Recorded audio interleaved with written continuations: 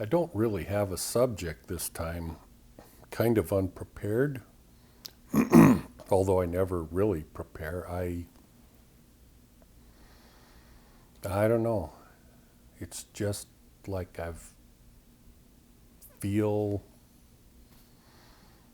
the need to talk about spiritual things and how they pertain to people that are seeking to gain the spiritual knowledge and wisdom that might be considered sacred, secret, unobtainable, sort of like spiritual enlightenment and that sort of thing. And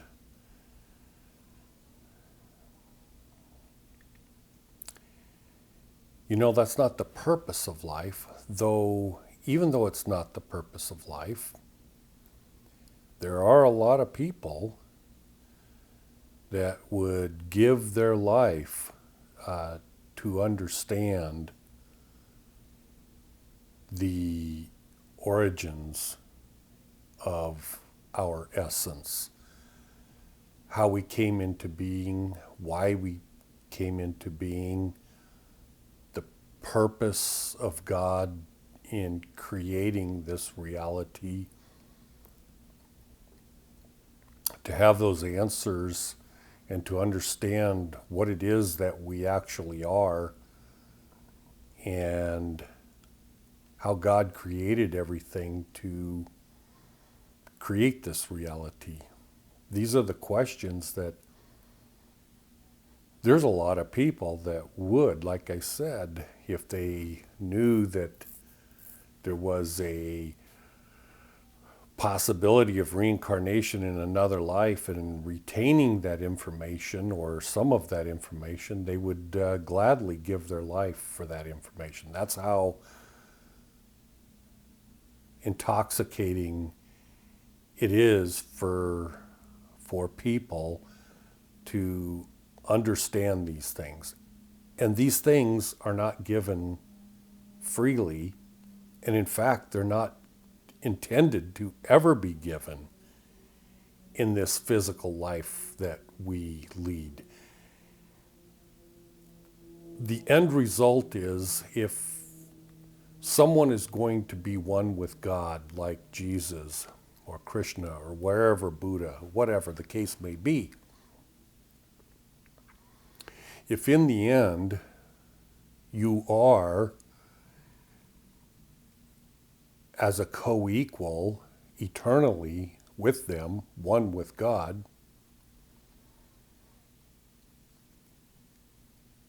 you didn't necessarily have to learn all these things that I just talked about as a mortal human being.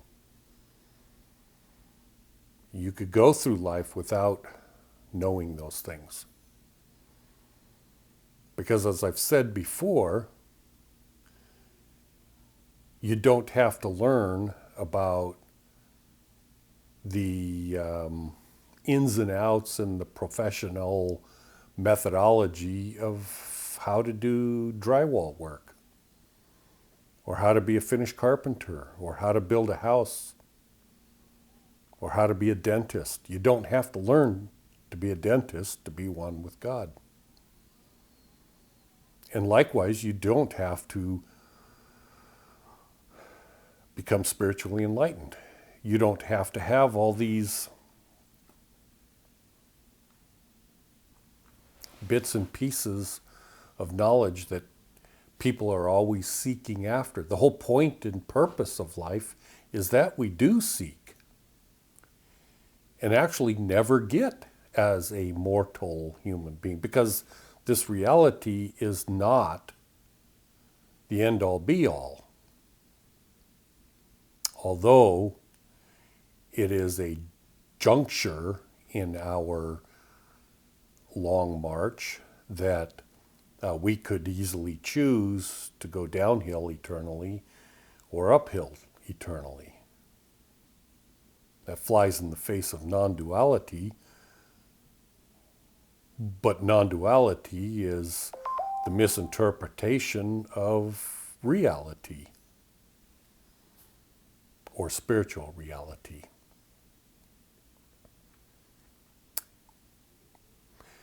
But some people want to become dentists, and they want to be the best there is. And they want to learn this stuff as best they can. Sorry. And so there's people like myself and others that want to learn the secrets or the sacred knowledge or the wisdom or what it's like to experience spiritual enlightenment, or what it's like to have the miracle of the experience of God having direct communication with you, or the spiritual input that helps you, or not only helps you, but gives you the revelation of all of that knowledge.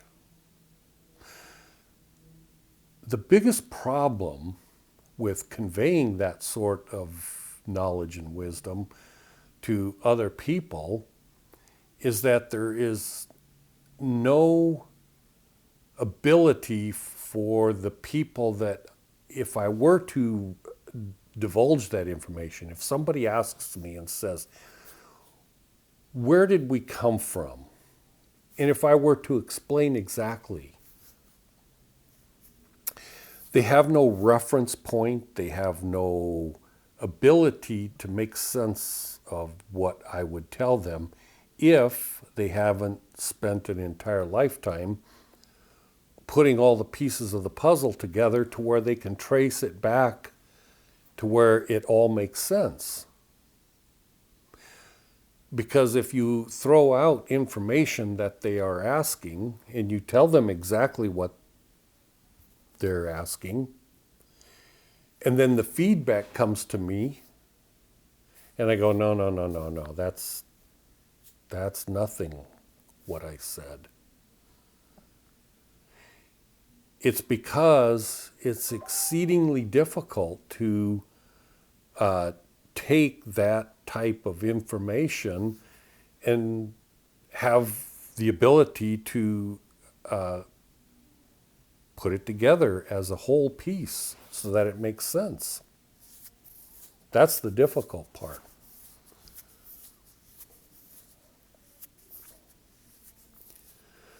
So you're supposed to enjoy life, although it's extremely difficult in many situations, and recognize all the things that are here.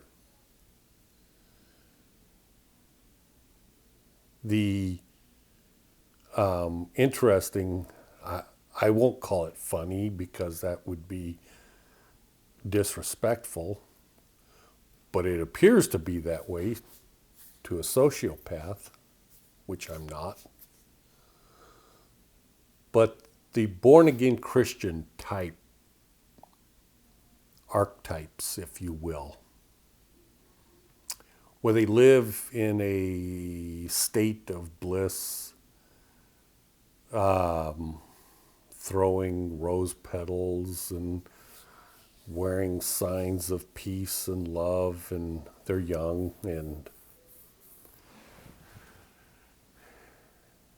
if they don't die from drug overdose or whatever the case may be, they're going to crash and burn mentally, spiritually, and every other thing. And mainly because this reality is not meant for you to come here and live in a state of bliss. Meaning, if you are in a state of bliss because you're like the born-again Christian or the seeker and studying Hinduism and all these things, and you're just in a euphoric state of bliss and joy and happiness and all these things that you read that you're supposed to be, and you're seeking after enlightenment because it extinguishes all frustrations and all darkness and all this. You're seeking after a pink unicorn.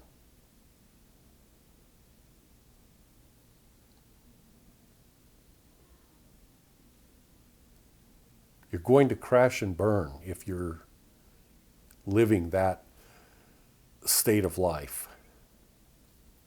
Because this life is not meant to live in a state of bliss. I don't care what your spiritual situation is. If you're a Christian and you read and you understand that Jesus said, I am your example, follow me, how in the hell can you possibly put together the piece of puzzle and go, oh, well, I'm going to live in a state of bliss like Jesus did? Yeah. Hung on an effing cross? Betrayed by all of his friends? He writes, or at least it's assumed that he wrote things like, the birds of the airs have nests and this and that, but the Son of Man has no place to lay his head? Lonely? Have you not read the writings that are attributed to Buddha where he talks about being alone? And his incredible, difficult journey to get to enlightenment? And once he got there, was it an internal state of bliss? Hell no. All of these things that you're taught are lies. This world is inhabited by probably 80% demonic people. The smallest percentage are not already evil.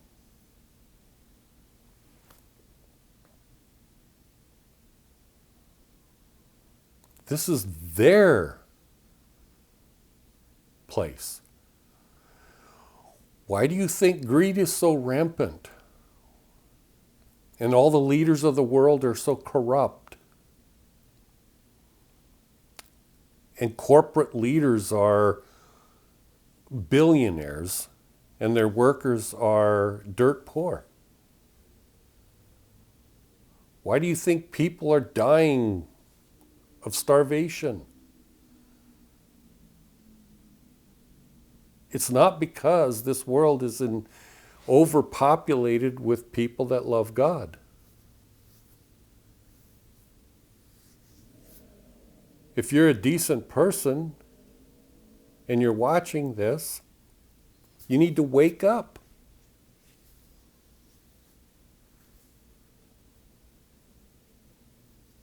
You volunteered to be born. You volunteered to come here. You weren't forced here. People get here and they go, why God? Why did you make my wife die of cancer and my children died in war and now I'm going bankrupt? I hate you, God. But you take it back before you were born. And it's like, choose me, I want to go. I know it's going to be difficult, but I really, really, really want to do this. Because it is so bizarre, and it's such a trial, and I can learn so much. And if I come out of this with my head held high, without failing, I have the opportunity to learn things that you cannot learn in any other existence or realm that God has created. Yeah, I'll take that opportunity. I'll take that chance. And then 30, 40 years after your birth, you're shaking your fist. Damn you, God. I hate you for putting me down here and causing all these difficulties. When Jesus and Buddha says, wake up, it's wake up to that. It's wake up to what you're supposed to be doing and seeing. Well, of course, you're supposed to be shaking your hand at God too, because everything is perfect. But that is a wake-up call for you, if you got to that point. Wake up means to become enlightened, actually is what it means. Well, and of course, you don't have to. I mean, when there's all these teachings and everything, spiritual teachings, the real ones, which are rare, they're not meant for the 80%, the demons. And they're not really meant for the 20%, because the 20%, or 33%, 33 and a third percent, they're here developing, continuing the process of becoming one with God. And it takes a very, very long time in very, very many lives. So if you don't succeed in gaining those things that you want in this life, there's always another one. Never give up.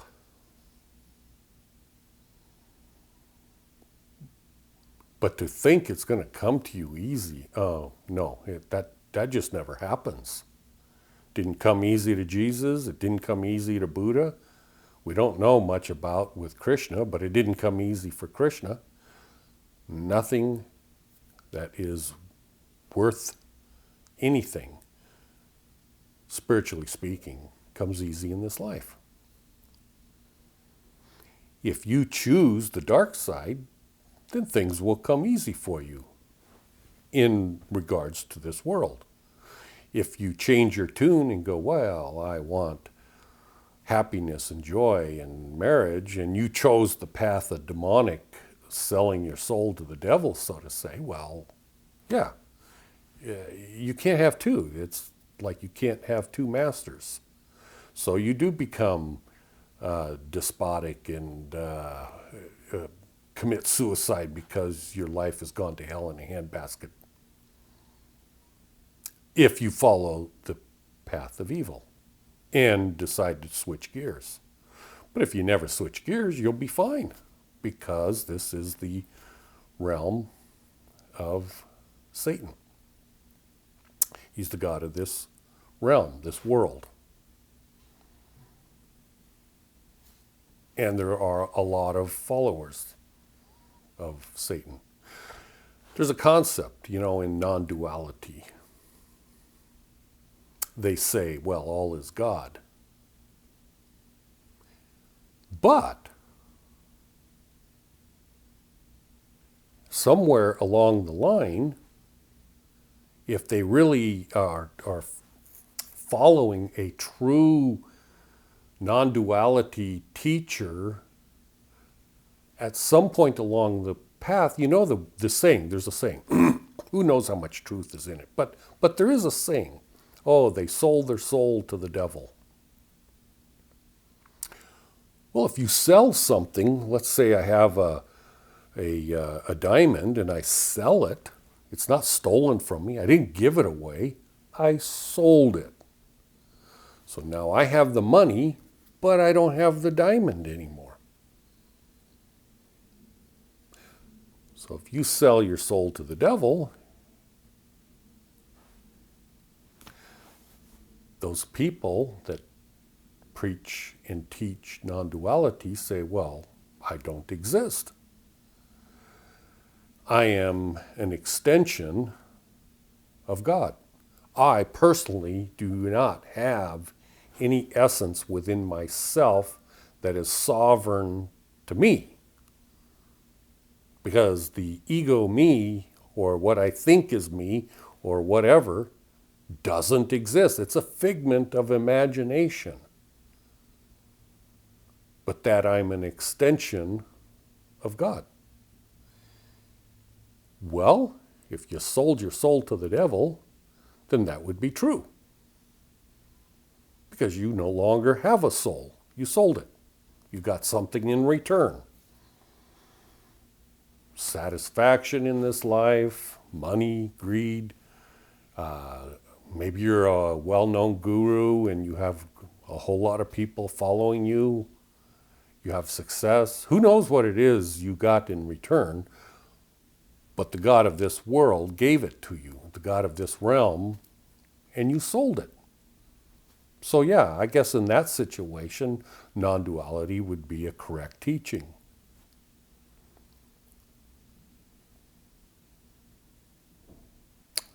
But I'm not representing Satan or Lucifer. I'm representing the God that Jesus prayed to. I am a physical, human, mortal being that is still alive and breathing air,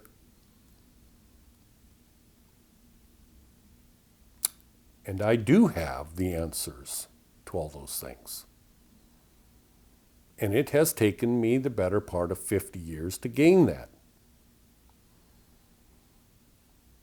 I'm 67 years old. I had a career in the fire department where I had 25 years of off-duty time while I'm working in the evenings to study. I've had another 15 years of retirement to study incessantly all the time and to search and meditate and to have the time that it takes to realize samadhi.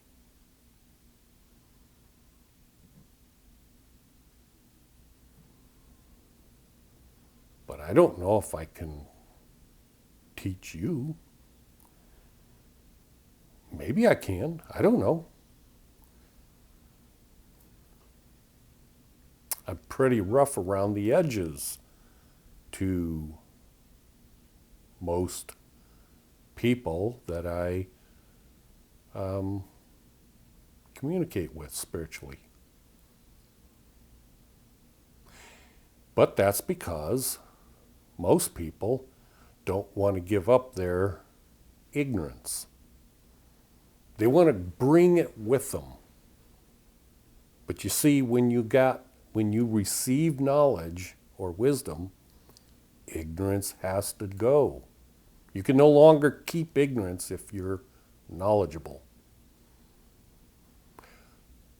What I teach is opposed to literally everything that is taught. Oh yeah, there's generalities that are same. I closely align with what is assumed that Jesus taught, but for the most part, most of what he taught is misunderstood. Likewise with Buddha. But when you get into the little channels of explanations of these things that people all have their mysteries about, and they assume, yeah, no, I'm divergent from all of them. There is no religion or faith or teaching or written books or anything on this planet Earth that I would say, yeah, that's the right one. That's the one to follow. It is possible that originally there was about Jesus. Yeah, and it is possible there was an original one about Buddha and Krishna. But they've long been corrupted over the thousands of years. When you have a God of this world, don't you think it makes common sense that it's going to be corrupted? Because he has a proclivity toward changing those things. He thinks what he's doing is the right thing. And he'll never be convinced that he's wrong. Well, I can't say never, but I would think never. So anyways, that was kind of rambling today. But I just felt like I had to say something. So I appreciate and love all of you that are on this path. It's an eternal path, but it's damned interesting. And I will tell you, it is exceedingly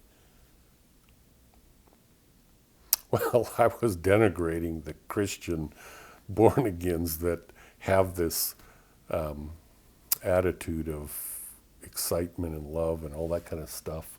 And then I talked about how being nailed to a cross is like not the most fun thing that would possibly happen to you. And you know we're all going to die so one way or another. But so, and then I have to almost be a hypocrite because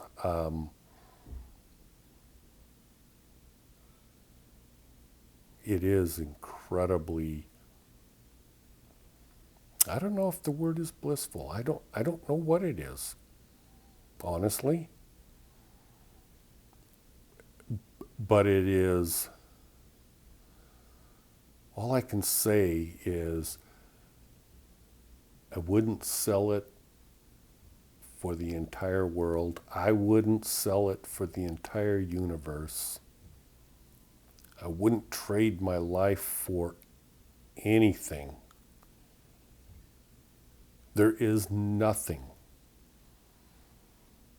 that even comes, you can't quantify it.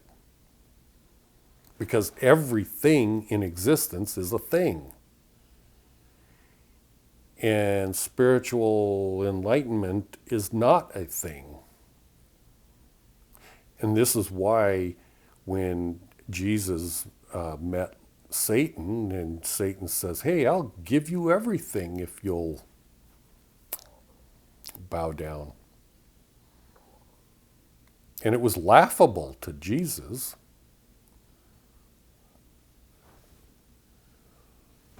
But Satan thought, well, if I give you everything, maybe that's tempting.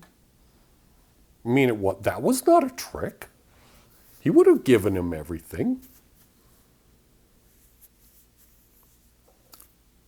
But it's a laughable comparison of value. Because even if he offered him the universe,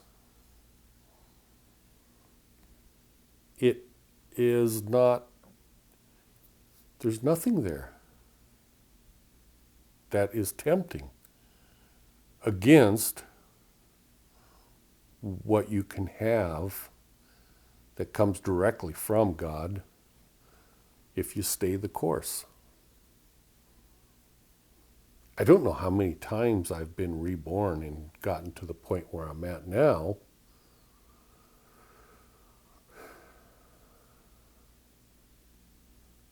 But I would have never, ever, in my own estimation, I mean, I'm aware of my time since I was a little child. And I can tell you, at the teenage years of my life, at the young adult years of my life, in the middle age time of my life, I can tell you that never, ever in my wildest dreams would I have imagined that these things would have happened to me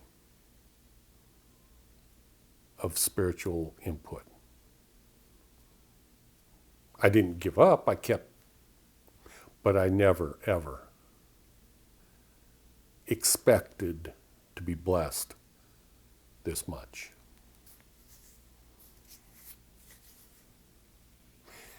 And now I know why Jesus shrugged off the offer from Lucifer.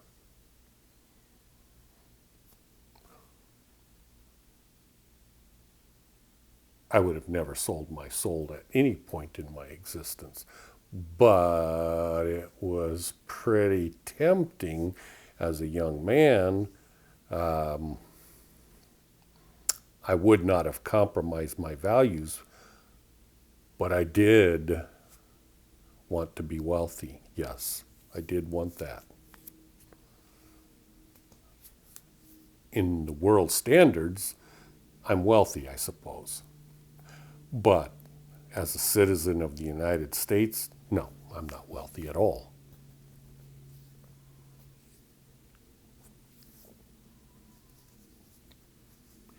I might be considered middle class at best. Anyways, again, thank you very much for watching, and hope you get something out of this.